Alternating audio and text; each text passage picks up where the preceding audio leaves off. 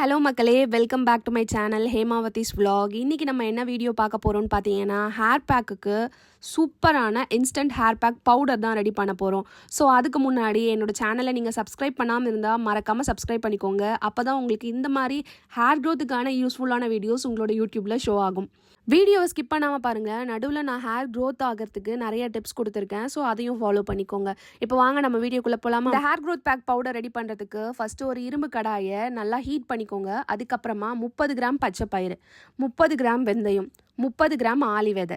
So இது மூணுத்தையும் add பண்ணி நல்லா ரோஸ்ட் பண்ணும். கோல்டன் ப்ரௌன் கூட கிடையாது, ஒரு மாதிரி டார்க் ப்ரௌன் கலரில் அதை நல்லா ரோஸ்ட் பண்ணும். ஒரு மாதிரி டார்க் ப்ரௌனில் வந்ததுக்கப்புறமா கருவேப்பிலை ஆட் பண்ணிக்கோங்க. நான் இவ்வளோ தான் ஆட் பண்ணுறேன். உங்ககிட்ட எக்ஸ்ட்ரா நிறையவே இருக்குது, நான் ஆட் பண்ணணும்னு நினைக்கிறீங்கன்னா தாராளமாக ஆட் பண்ணலாம், தப்பே கிடையாது.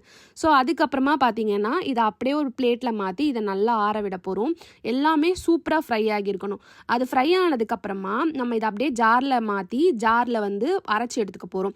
ஸோ இந்த மாதிரி ரொம்ப பவுடரியாலாம் அரைக்க வேண்டாம், ஒரு மாதிரி கொரகொரப்பாக அரைச்சி எடுத்துக்கிட்டா போதும். இந்த மாதிரி நீங்கள் இன்ஸ்டண்ட்டாக ஒரு ஹேர் பேக் பவுடர் நீங்கள் ரெடி பண்ணி வச்சிட்டிங்கன்னா வீக்லி 2 டைம்ஸ் நீங்கள் ஹேர் பேக் பண்ணுறீங்கன்னா கூட இந்த பவுடரை ஒரு 2 to 3 டீஸ்பூன்ஸ் ஒரு பவுலில் ஆட் பண்ணி நீங்கள் வாட்டர் ஆட் பண்ணாலும் சரி, இந்த மாதிரி கஞ்சி தண்ணி ஆட் பண்ணாலும் சரி, சாதம் வடித்த தண்ணி.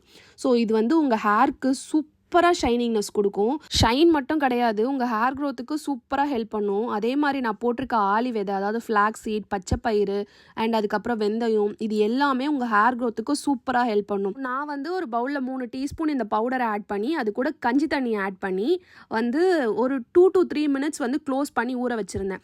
ஊற வச்சதுக்கப்புறம் கொஞ்சம் நேரம் கழித்து நீங்கள் ஓப்பன் பண்ணி பார்த்தீங்க அப்படின்னா அது ஒரு மாதிரி திக் கன்சிஸ்டன்சி மாறி இருக்கும். நீங்கள் ஒரு 10 மணி நேரம் ஊற வைக்கணும்னு அவசியமே கிடையாது. ஒரு 2 to 3 மினிட்ஸ் ஊற வச்சதுக்கப்புறம் திக்காக மாறி இருக்கும்.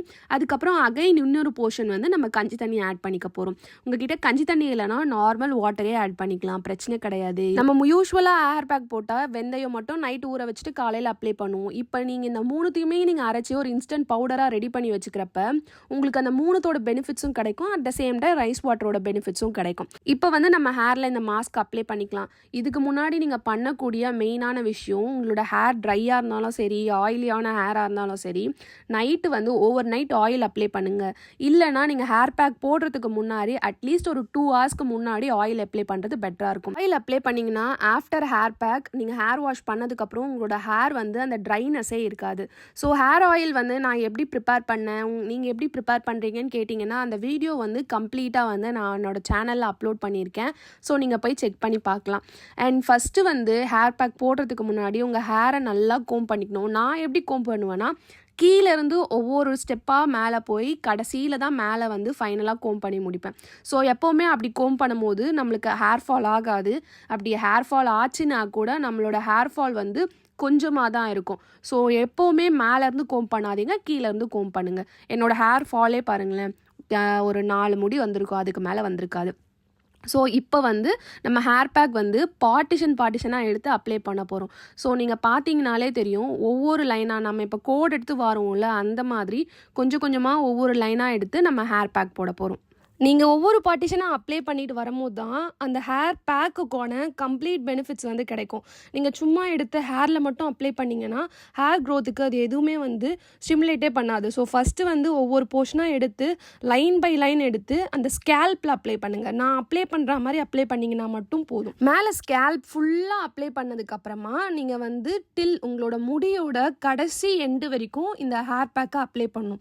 அப்போ தான் அந்த ஹேர் பேக்கோட கம்ப்ளீட் பெனிஃபிட் உங்கள் ஹேருக்கு கிடைக்கும். அண்ட் மேலே மட்டும் ஷைனிங்னஸ் கீழே ஷைனிங்னஸ் வரலன்ட்டு நீங்கள் யோசிக்கக்கூடாது இல்லையா? ஸோ கம்ப்ளீட்டாக அப்ளை பண்ணிங்கன்னா உங்கள் ஹேர் கொஞ்சம் ஹெல்த்தியாகவும் இருக்கும். இதுக்கப்புறம் நீங்கள் என்ன பண்ணணும்னா, கொண்டை போட்டுக்கோங்க. இல்லை உங்களுக்கு கம்ஃபர்டபுளாக எப்படி நீங்கள் ஹேர் டை பண்ணுவீங்களோ அந்த மாதிரி பண்ணிவிட்டு, நான் ஹேர் பேக் போட்டதுக்கப்புறம் கம்ப்ளீட்டாக அந்த ஹேர் பேக் ட்ரை ஆகிற வரைக்கும் விடுவேன். எனக்கு கோல்டு அந்தளவுக்கு டக்குன்னு பிடிக்காது. ஸோ அதனால் நான் அந்த மாதிரி பண்ணுவேன். இல்லை எனக்கு கோல்டு சீக்கிரமாக பிடிச்சிரும் அப்படின்னு நீங்கள் ஃபீல் பண்ணிங்கன்னா ஒரு 10 மினிட்ஸ் விடுங்க. நான் மோஸ்ட்டாக மேக்ஸிமம் 30 மினிட்ஸ் வரைக்கும் விடுவேன். ஸோ இது கம்ப்ளீட்டாக ஹேர் பேக் ட்ரை ஆனதுக்கப்புறம் ஒரு மைல்டான ஷாம்பு யூஸ் பண்ணி ஹேரை நல்லா வாஷ் பண்ணி எடுத்துக்கணும். ரொம்ப ஹேரை நம்ம நெயில்ஸ் யூஸ் பண்ணி நம்ம ஸ்கேல்பை போட்டு சுரண்டக்கூடாது. கண்டிப்பாக வெந்தயம், வெந்தயம், பச்சை பயிறு இந்த மாதிரி ஹேர் பேக் நீங்கள் யூஸ் பண்ணும்போது உங்களோட ஹேரில் வந்து எவ்வளோ தான் வாஷ் பண்ணாலும் அது டக்குன்னு வந்து லைக் போகாது. ஸோ நீங்கள் முடிஞ்ச அளவுக்கு 2 தடவை போட்டு ஷாம்பு போட்டு வாஷ் பண்ணிவிட்டு அதுக்கப்புறம் நீங்கள் வந்து இந்த மாதிரி வெயிலில் நல்லா காய விட்டிங்கனாலே மற்றது எல்லாமே கொட்டிடும். என்னோட ஹேர் பார்க்கறதுக்கு எவ்வளோ ஷைனிங்காக இருக்குன்னு பார்த்தீங்களா? அதே மாதிரி இதை ஹேர் க்ரோத்துக்கும் சூப்பராக ஹெல்ப் பண்ணும். நான் ரெகுலர் பேசிஸில் யூஸ் பண்ணிட்டு வந்துட்டுருக்கேன். அதனால தான் இதை உங்கள் கூட ஷேர் பண்ணுறேன். ஹேர் பேக்கை நீங்கள் ட்ரை பண்ணி பார்த்துட்டு எனக்கு கமெண்ட் பாக்ஸில் கமெண்ட் பண்ணுங்கள். வீடியோ பிடிச்சிருந்தா மறக்காமல் ஒரு like, share, comment and subscribe பண்ணிக்கோங்க. அப்போ தான் இனிமேல் நான் போடுற ஹேர் க்ரோத் வீடியோஸ் எல்லாமே உங்களோட யூடியூப் சேனலில் ஷோ ஆகும். அது வரைக்கும் பாய்.